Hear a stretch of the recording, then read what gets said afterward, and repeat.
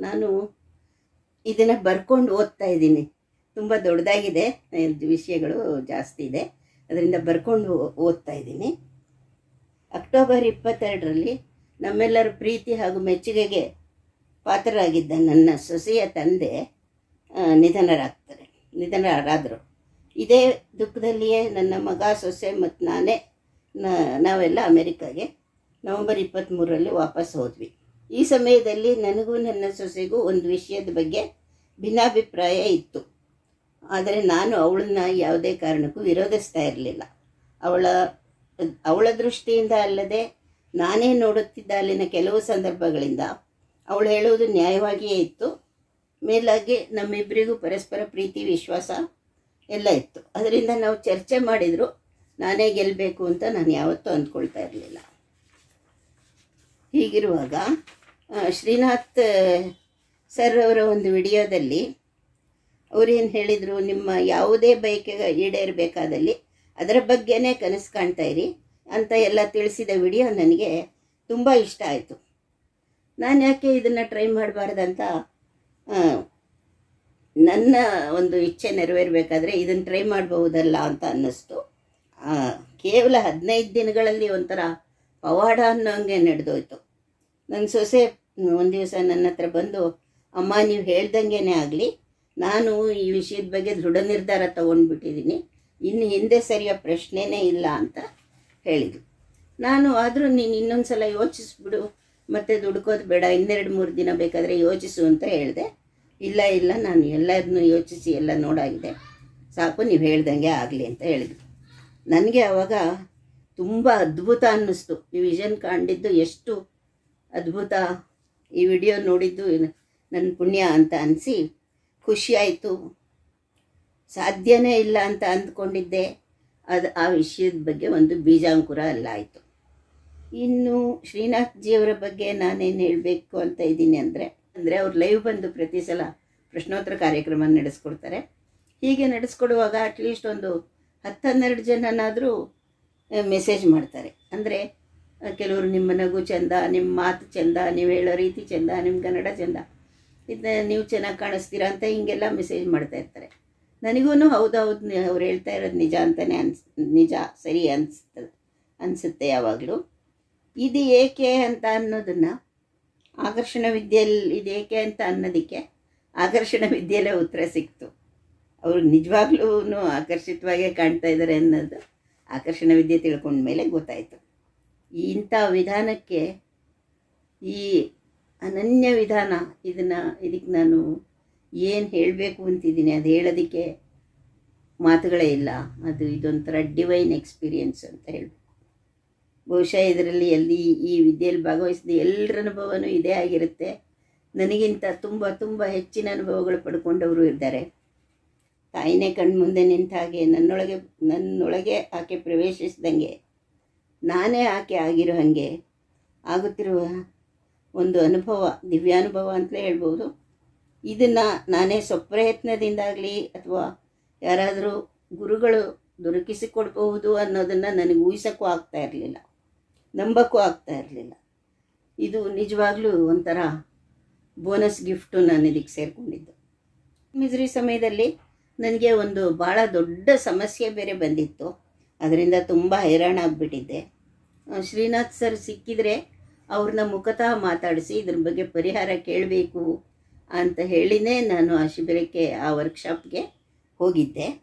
ಅವರು ಸೆಪ್ಟೆಂಬರ್ 10 ಅಂದರೆ ಕಾರ್ಯಾಗಾರದ 2ನೇ ದಿನ ಆಕಸ್ಮಿಕವಾಗಿ ಭೇಟಿಯಾದೆ.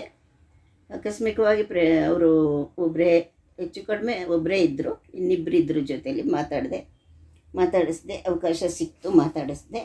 ನನ್ನ ಸಮಸ್ಯೆಯನ್ನು ಹೇಳಿದೆ ಅವರಿಗೆ. ಅದಕ್ಕೆ ಅವರು ಇದಕ್ಕೆ ಸಂಬಂಧಿಸಿದವ್ರು ಬಂದಿದ್ದಾರಾ ಅಂತ ಕೇಳಿದರು.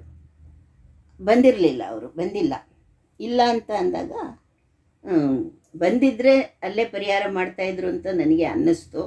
ಅಷ್ಟು ಕರುಣಾಮಯಿ ಅವರು. ಮೊದಲೇ ಅಪಾಯಿಂಟ್ಮೆಂಟ್ ಇಲ್ದಿದ್ರು, ಅಕಸ್ಮಾತಾಗಿ ಆಗಿದ್ರೆ ಮಾಡೇ ಬಿಡ್ತಾಯಿದ್ರು ಅಂತ ಗೊತ್ತಾಯಿತು. ಹಾಗೆ ಇವನು ಬಂದಿಲ್ಲ ಅಂತ ಹೇಳಿದಾಗ, ಪ್ರತಿಯೊಂದನ್ನು ಬೇರೆಯವರೇ ಮಾಡಬೇಕು ಅಂತ ಅಪೇಕ್ಷೆ ಪಡಬೇಡಿ, ನೀವು ಮಾಡಿರಿ ಅಂತ ಹೇಳಿದರು. ನನಗೆ ಸ್ವಲ್ಪ ದಿವಸದಿಂದ ಸ್ವಲ್ಪ ಮಟ್ಟಿಗೆ ದೈಹಿಕ ಅನಾರೋಗ್ಯ ಇತ್ತು. ಅದಕ್ಕೆ ಯಾವ ಔಷಧಿನೂ ತಗೊಂಡಿರಲಿಲ್ಲ. ಹಾಗೇ ಏನೋ ಸ್ವಲ್ಪ ಬಾಧೆ ಪಟ್ಕೊಂಡು ಇದ್ದೆ. ಕಾರ್ಯಾಗಾರದಲ್ಲಿ ಸರ್ ಅವರು ನಾನು ಚಕ್ರ ಶುದ್ಧಿಗಳನ್ನ ಮಾಡ್ತೀನಿ ನಿಮಗೆ ಅಂತ ಹೇಳಿದರು. ನೆಕ್ಸ್ಟ್ ಡೇನೇ ನನಗೆ ಅದು ರಿಸಲ್ಟ್ ಗೊತ್ತಾಗಿ ನಂದು ತೊಂದರೆ ಪರಿಹಾರ ಆಗಿದ್ದು ತಿಳಿತು. ತುಂಬ ಸಂತೋಷ ಆಯಿತು, ಆಶ್ಚರ್ಯ ಆಯಿತು. ಅಬ್ಬಾ ಸರ್ ಅವ್ರು ಹೇಳ್ದಂಗೆ ಅದು ಯಾವ ಚಕ್ರಕ್ಕೆ ಸಂಬಂಧಪಟ್ಟಿದ್ದು ಅಂತ ಸ್ಥೂಲವಾಗಿ ನನಗೆ ಗೊತ್ತಿತ್ತು. ಅದರಿಂದ ಇದು ಪರಿಹಾರನೇ ಇದರಿಂದ ಆಯಿತು ಅಂತಲೂ ಗೊತ್ತಾಯಿತು. ಅನೇಕ ಯೋಚನೆಗಳಿಂದ, ಸೋಮಾರಿತನದಿಂದ ನಾನೇ ನನ್ನ ಆರೋಗ್ಯನ ಕೆಡಿಸ್ಕೊಂಡ್ಬಿಟ್ಟಿದ್ದೆ ಒಂದು 5-6-3-4 ತಿಂಗಳಿಂದ. ಈ ನನ್ನ ಆರೋಗ್ಯ 15 ದಿನದಲ್ಲೇ ಸಾಕಷ್ಟು ಸುಧಾರಿಸ್ಬಿಡ್ತು. ಶ್ರೀನಾಥ್ ಸರ್ ಅವರಲ್ಲಿ ನನ್ನ ಪ್ರಾರ್ಥನೆ ಒಂದೇ, ನೀವು ಕರುಣೆ ಪ್ರೀತಿ ಸಾಗರ ದೇವಿ ಮತ್ತು ಗುರೂಜಿ ಅಂತ ಅನ್ಬೇಡಿ ಅಂತಾರೆ, ಅದರಿಂದ ಸರ್ ಅಂತೀನಿ. ಸರ್ ಅವರಿಗೂ ಅದರಲ್ಲಿ ಒಂದು ಹನಿನೇ ನಮಗೆ ಸಿಕ್ಕಿದ್ರು ಸಾಕು ಅಂತ ಅಂದ್ಕೊಳ್ತೀನಿ. ಇದೊಂದು ಹಿಂದಿ ಹಾಡು, ಅದು ನನಗೆ ಯಾವಾಗಲೂ ಜ್ಞಾಪಕ ಬರುತ್ತೆ. ಅಷ್ಟೇ. ವಂದನೆಗಳು. ನಮಸ್ತೆ ಇವ್ರುಗಳೇ, ನಾನು ಬೆಂಗಳೂರಿಂದ ಶಶಿಕುಮಾರ್ ಅಂತೇಳಿ ಮಾತಾಡ್ತಾ ಇರೋದು.